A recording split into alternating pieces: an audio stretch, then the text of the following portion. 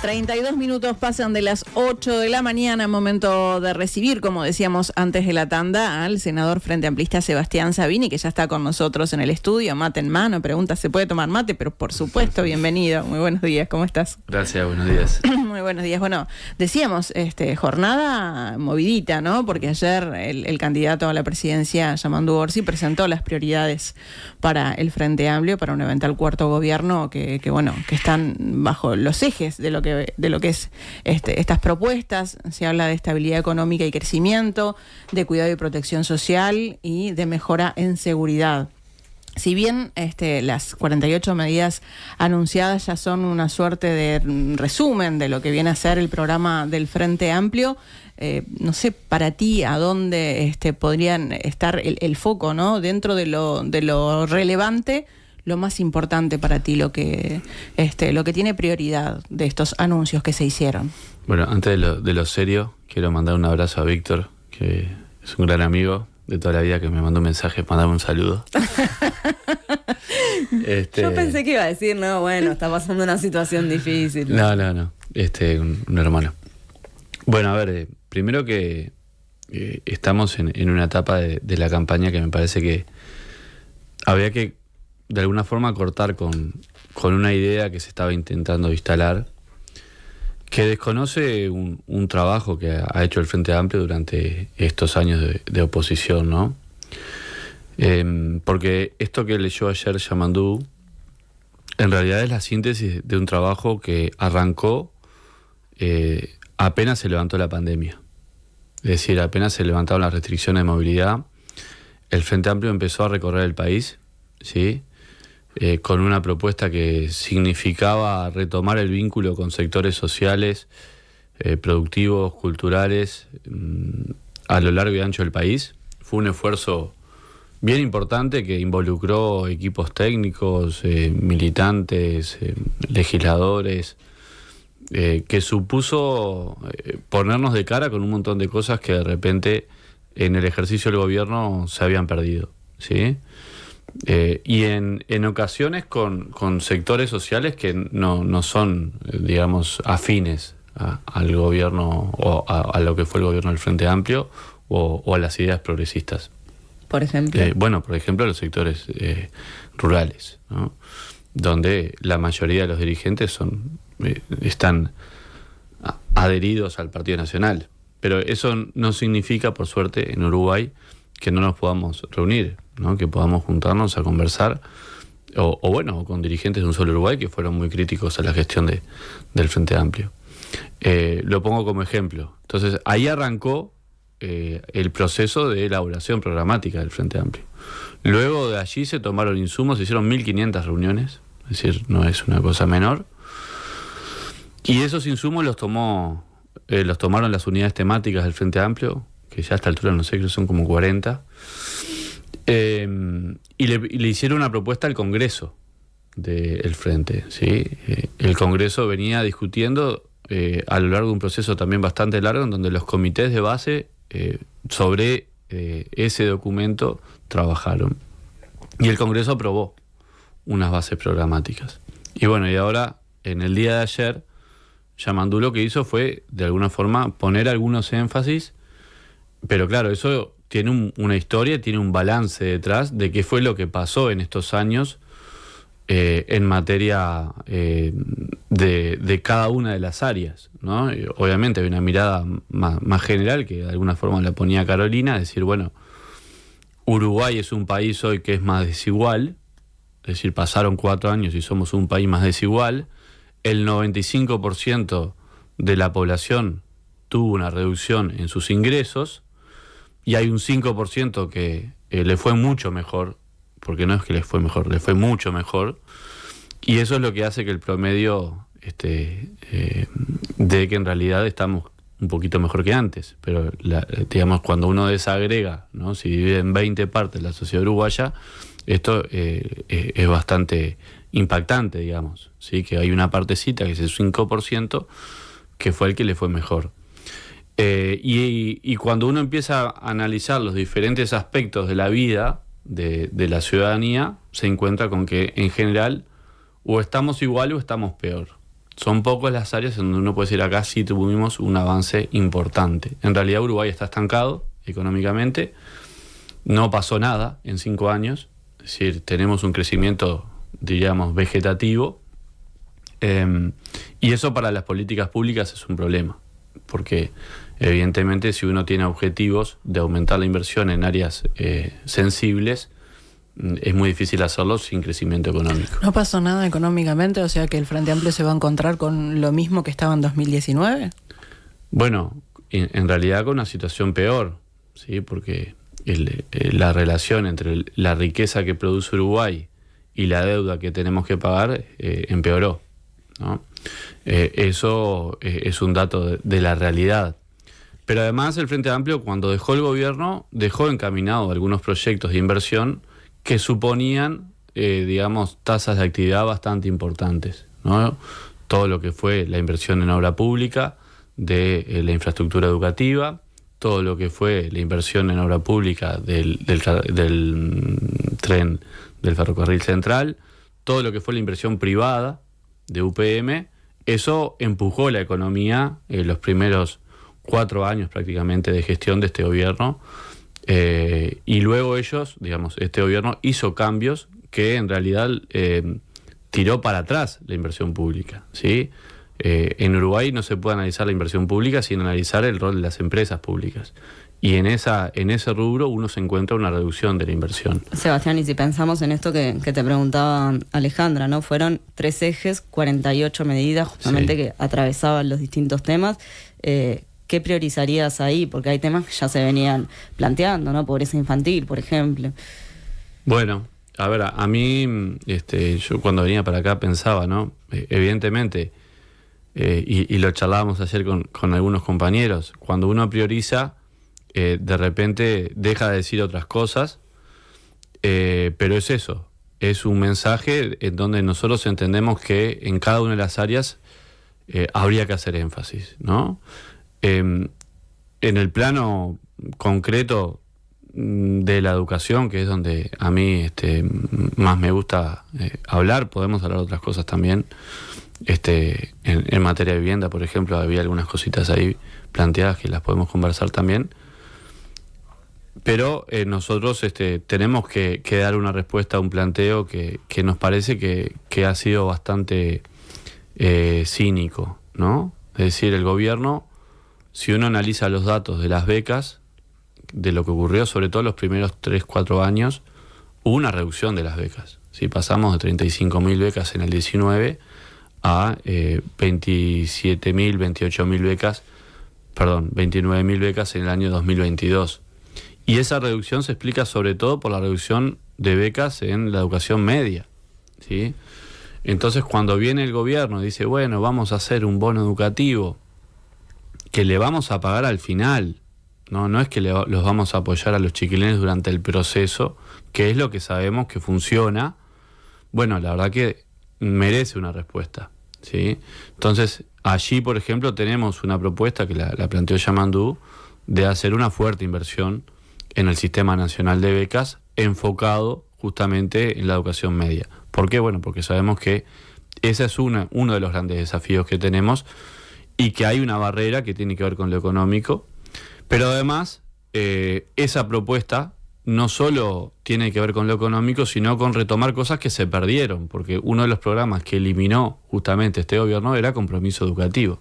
Y Compromiso Educativo tenía un componente no solo económico, sino de acompañamiento entre pares.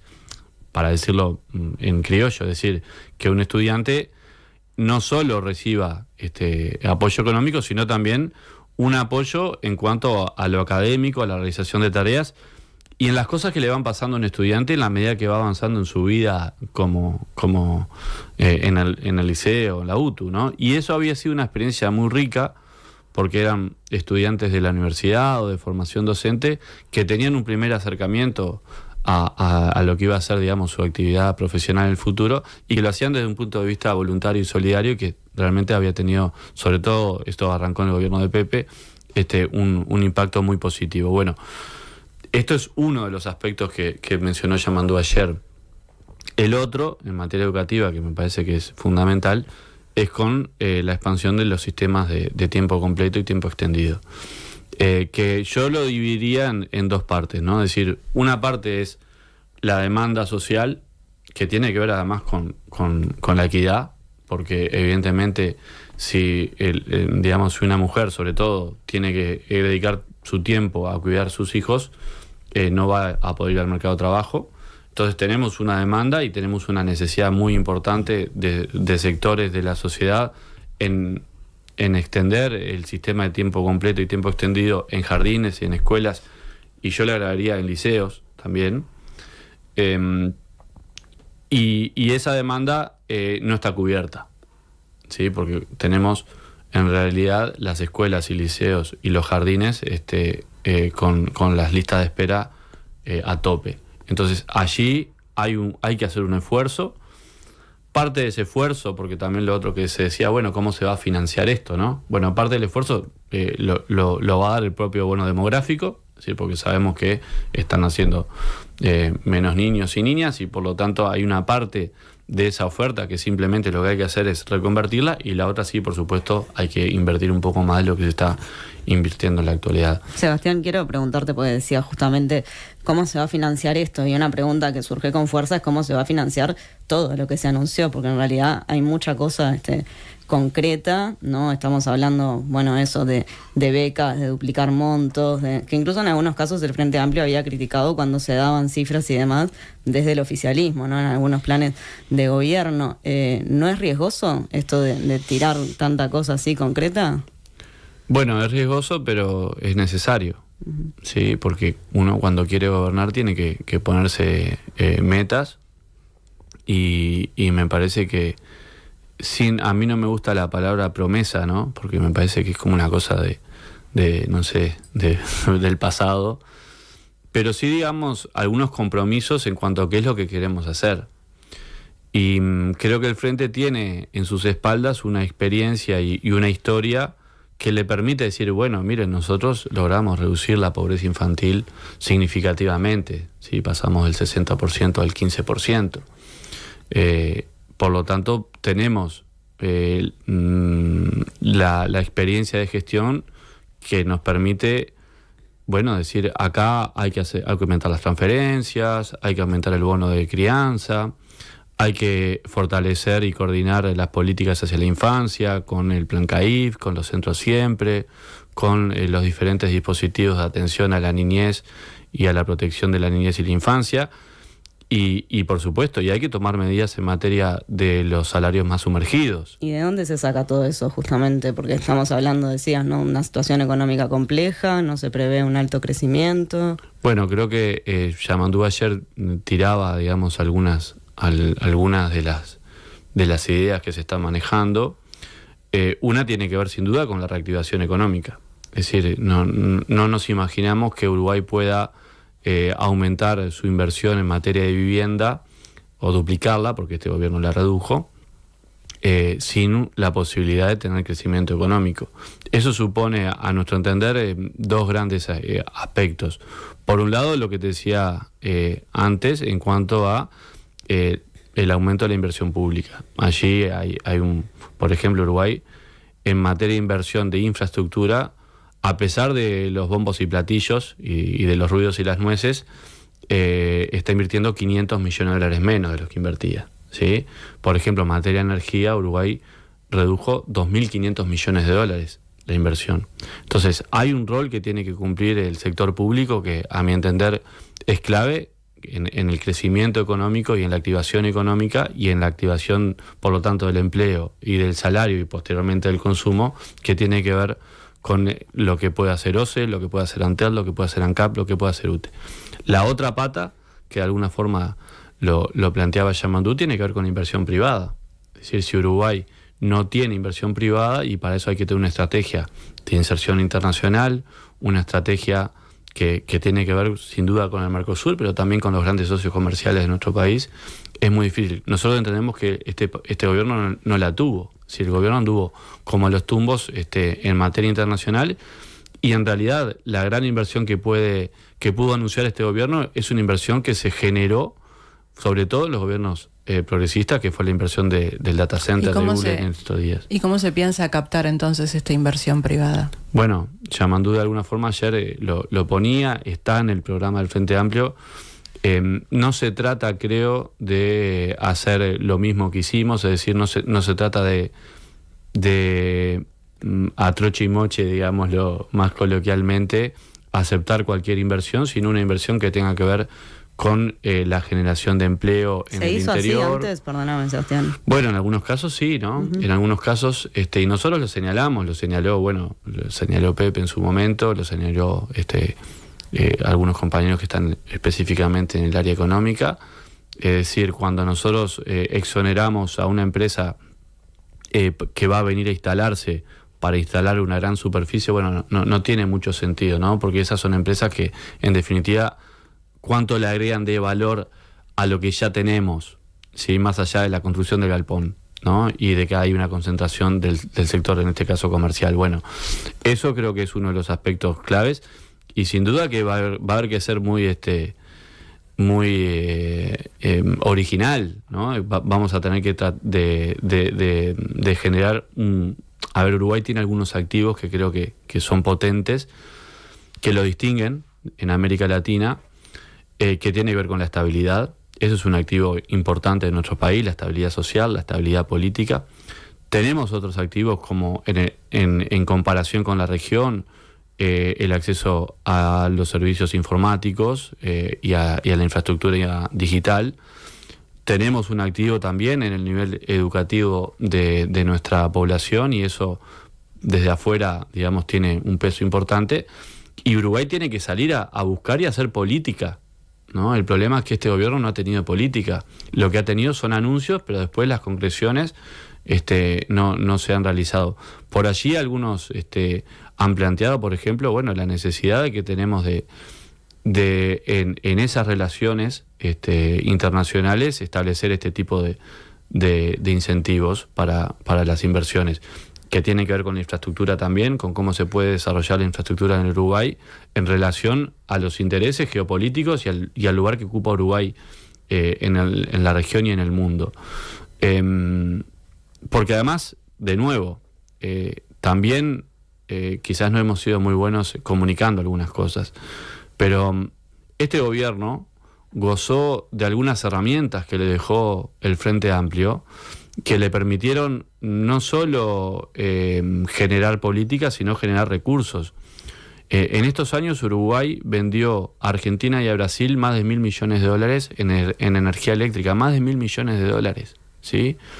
En años de sequía, cuando antes nos tocó, por ejemplo, en el gobierno de Pepe tener una sequía brutal, en donde tuvimos que pagar $1.000 millones para que todos nosotros tengamos luz en nuestras casas. ¿Eso por qué fue posible? Bueno, porque existe el Mercosur, porque existió un gobierno de Brasil que apostó a la conexión energética entre Brasil y Argentina, y porque Uruguay desarrolló una revolución en materia energética que apostó a cambiar la matriz energética, y por lo tanto ya no dependemos de los combustibles fósiles para generar energía, sino que tenemos energía eólica en todo el país instalado. Y esa capacidad y ese cambio, digamos, que combina dos políticas, ¿no? Que combina la política energética con la política de inserción internacional, le permitió a Uruguay ya no generar empleo, generar desarrollo, generar energía limpia, sino además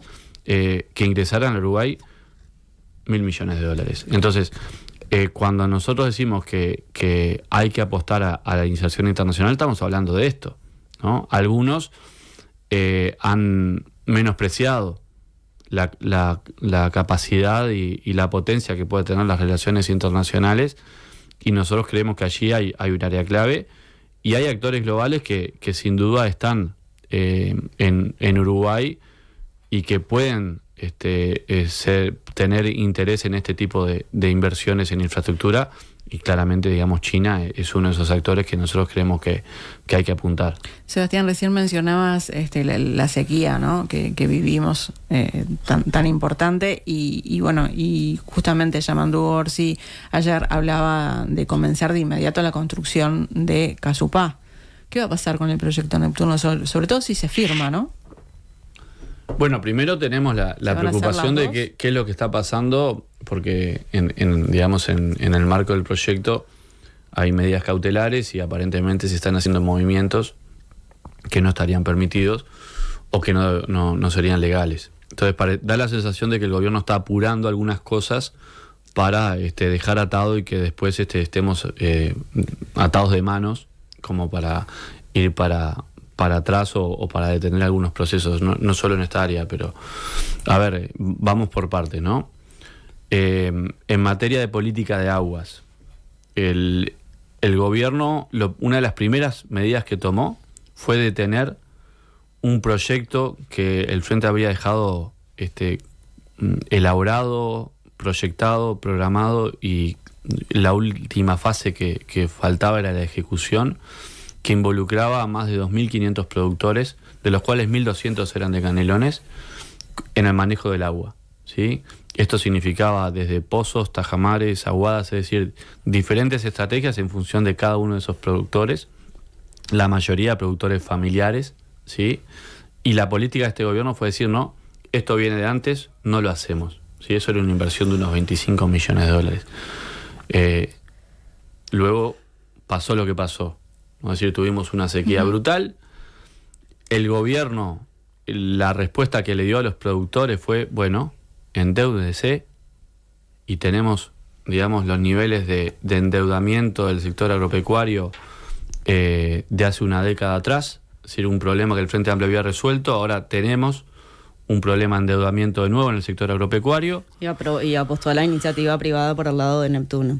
Bueno, y en materia de la gestión privada, de la gestión, digamos, de los recursos hídricos para la población, ahí sabíamos que teníamos un desafío. El Frente había dejado un proyecto elaborado que a nuestro entender cumplía todos los requisitos.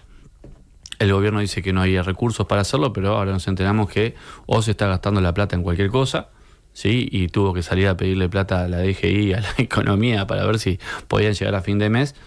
Y por lo tanto, nosotros enfocamos este tema con una mirada más general, que es un Plan Nacional de Aguas, ¿sí? Eso supone, por un lado, poner en funcionamiento la ley de riego, con todos los ajustes que sean necesarios, pero entendemos que allí Uruguay tiene una oportunidad en materia de aumentar la productividad. Tú decías hoy, bueno, ¿cómo se imaginan? Bueno, evidentemente, para aumentar los ingresos hay que aumentar la productividad. Allí hay una oportunidad, y esa oportunidad tiene que trabajarse sin duda con responsabilidad ambiental, con gestión también, digamos, comunitaria, como lo establece la ley de riego, que yo creo que lo discutimos bastante mal, la ley de riego como sociedad, pero además con posibilidades reales de que la producción nacional aumente, ¿no? Y allí, obviamente, cuando aumenta la producción, aumenta el crecimiento económico y el ingreso de divisas. Entonces, ahí hay una parte que es el uso productivo del agua, y el otro es asegurar los recursos hídricos a la población, sobre todo a la población metropolitana. Esto es... Sí, el abastecimiento de agua potable. Exacto. Allí tenemos, digamos, un proyecto que venía trabajándose de la gestión Frente Amplista, que es la represa de Casupá.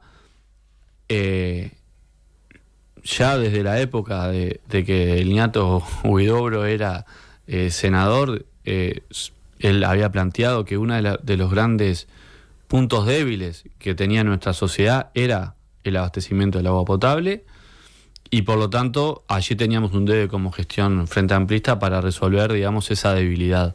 Pero ¿qué pasa? Digo, porque una de las medidas concretamente es esto, ¿no? Inmediatamente empezar con la obra de Casupá, si se concreta la firma de Neptuno. Bueno, ahí habrá que ver si se llega a la firma o no. Uh-huh. Evidentemente, para nosotros esta solución que propone el gobierno de Neptuno es sumamente costosa, es decir, va a dejar en una posición muy débil desde el punto de vista económico a OCE a futuro, y nos va a salir mucho más caro a los uruguayos si vamos por ese camino que si vamos por el de Casupá. Por lo tanto, ahí el Frente ha sido bastante enfático. Veremos, obviamente, si se firma. ¿Está contemplado esto en el plan de aguas, de si se llega a firmar Neptuno, qué es lo que puede llegar a pasar? Bueno, creo que es parte de lo que dirá la realidad, qué es lo que ocurre, ¿no? Es decir, tenemos un proceso en marcha judicial nosotros ya hemos cuestionado en el Parlamento el proyecto y bueno, y ahora lo ponemos en el programa, qué es lo que queremos hacer. Luego dirá la realidad qué es lo que ocurre si se firma o no el proyecto. No se descarta. Evidentemente, si se firma, es un problema, ¿no? Porque el Estado, más allá de los gobiernos, es uno solo y asume responsabilidades. ¿Puede incumplir el Frente Amplio con esto, con este acuerdo? Habrá que ver qué es lo que dice el contrato, si se firma. No me gustaría adelantarme. Está claro que esto es un poco lo uno con lo que te decía antes. Seguramente el gobierno del Partido Nacional llevó adelante cosas que capaz que no le hubiera gustado hacerlas, ¿no? Bueno, en el caso, por ejemplo, de las PPP educativas, recuerdo bastante crítica a Robert Silva cada vez que inauguraba un centro educativo. Creo que tenemos que ser también responsables, pero bueno, esperar a ver si se firma o no. No me gustaría decir algo tan fuerte como eso sin tener todos los elementos. Sebastián, al comienzo, simplemente para volver a una cosita, tú decías, bueno, esto viene a responder a algo, y no concretabas la frase, pero en ese momento pues seguimos con otro tema, pero entiendo que venía a responder a las críticas del oficialismo de que no se presentaban cuestiones concretas. Sí, está bien. Eso, o sea, esto volvería a ser que, o sea, el Frente Amplio pretende marcar ahora la agenda con esto. Bueno, sin duda que nosotros queremos discutir ideas, ¿no? Es decir, venimos de una campaña en donde básicamente lo que hemos tenido es en la interna una etapa donde discutimos de una denuncia falsa. ¿Sí? Tuvimos un mes y pico discutiendo una denuncia contra Yamandú. Y después a lo que hemos asistido es al ataque, a la descalificación permanente, ¿no? Y diría en algún punto hasta el desconocimiento, porque decir que el Frente Amplio no tiene programa cuando todo el mundo sabe que lo aprobamos es casi una infantilidad. Pero sí significa lo de ayer poner sobre la mesa propuestas concretas, ideas concretas y ver si podemos reencauzar un poco la campaña, porque nosotros... ¿Es volver a tomar la posta? Digo, hasta ahora se había centrado en responder ataques. A ver, yo creo que la política esta del paracaídas y del gimnasio es bastante triste, ¿no? No sé, por lo menos para la persona que está en su casa viendo si llega a fin de mes, es de una frivolidad bastante complicada, ¿no? Para la persona que no sabe si el año que viene va a tener trabajo, o para el que está viendo si le puede pagar los estudios a sus hijos. Es decir, creo que tenemos una responsabilidad como para los que hacemos política o para los que estamos inmersos de lleno en la vida política, de responder a las problemáticas de la ciudadanía y a los desafíos que tiene Uruguay para convertirse o para dar un salto al desarrollo, digámoslo así, para generar procesos de equidad. Y eso me parece que no, desde algunos actores se está frivolizando, ¿no? Y realmente no es la mejor versión de la política uruguaya. Creo que una política uruguaya, bueno, debería centrarse en discutir en qué grandes temas podemos llegar a algunos acuerdos, algunos, no digo muchos, digo, bueno, en seguridad, en educación, en seguridad social, ¿no? Decir, bueno, podemos llegar a algunos acuerdos acá, en estas áreas que son algunas de las más dificultades nos están trayendo. Y eso entiendo que es lo que espera la gente de los que estamos en política, ¿no? Tenemos este debate entre los políticos profesionales y los que no son. Yo no me considero un político profesional, siempre lo digo, me considero una persona que estudió para ser profesor y que tuvo, digamos, la suerte, o no sé por qué razón, de terminar en cargos de responsabilidad política y en mi caso electivo desde hace ya 15 años. Y primero veo una gran lejanía de la gente con la política, es decir, sobre todo los que estamos en el Parlamento, pero no únicamente, en donde a veces se ve como, bueno, los tipos que se pelean entre ellos por los medios, y creo que tenemos que salir de esa zona y empezar a discutir sobre las necesidades y las problemáticas y los desafíos de la ciudadanía y del Uruguay. Bueno, el claim que eligieron es que gobierne la honestidad. Bueno, sin duda. Digo, porque esta elección, ¿creen que lo más complicado de este gobierno fue lo que tiene que ver con corrupción, con transparencia? Bueno, ahí hay varias cosas, ¿no? Primero, este ha sido un gobierno que ha ocultado bastante los datos. Es decir, los que trabajan con datos esto lo saben. Conseguir datos de qué es lo que está pasando con las becas, como te decía hoy, o con otros aspectos, es bastante difícil, ¿no? Pero además es un gobierno que estuvo reñido con la transparencia. Desde el momento en que se firma una entrega del puerto a tapa cerrada, y que cada vez que el Parlamento quiso conseguir información se le negó, se le puso peros, hasta llegar al punto de que un ministro, 2 ministros y el asesor presidencial se reúnen acá a unas cuadras para ver cómo le mienten al Parlamento, ¿no? Entonces, evidentemente que la transparencia del gobierno está cuestionada. Y está cuestionada también porque, bueno, tuvieron varios casos en donde tuvieron que terminar en la justicia, algunos terminaron presos y otros renunciaron a sus cargos, ¿sí? Quizás por algunas cosas que podían ser legales pero que no son éticas, ¿no? Como meter a toda la familia a trabajar, o a todos los amigos, o a todos los ediles, y en otros casos sí, directamente cometiendo delitos. Entonces, esto lo ato a lo que venía diciendo antes. Yo creo que la ciudadanía no solo nos está exigiendo soluciones, nos está exigiendo que la política de respuestas a las cuestiones que Yamandú ha llamado, ¿no?, la revolución de las cosas simples, pero que en realidad no es que sean simples, son muy importantes, pero son elementales, ¿no? La simpleza tiene que ver con eso, con que son elementales, y por lo tanto, bueno, está esperando que logremos mecanismos de acceso a la vivienda, que logremos mecanismos de ajuste salarial que den respuesta, ¿no?, a llegar a fin de mes, que logremos un acceso a la educación que de repente hoy empeoraron las condiciones de acceso de los más débiles, que podamos tener medicamentos en las policlínicas, que podamos tener especialistas, que podamos, no sé, ir a una plaza sin que haya un tiroteo en el barrio. Entonces, eso es lo que espera la ciudadanía. Y además, espera un gobierno honesto. Y esa creo que es una de las grandes fortalezas que tiene nuestra fórmula. Primero porque tanto Yamandú como Carolina ocuparon cargos durante casi 20 años y lo hicieron con honestidad probada, ¿sí? No, tan es así que tuvieron que salir a inventar, porque no pudieron encontrar nada, ¿no? Es decir, le hicieron un escáner, no el de los del puerto, sino un escáner, y realmente no encontraron nada. Sí. Entonces, nosotros estamos haciendo el eje también ahí, porque sabemos que es una fortaleza que tiene nuestra fórmula, y porque además al mismo tiempo es una demanda de la ciudadanía, un gobierno honesto.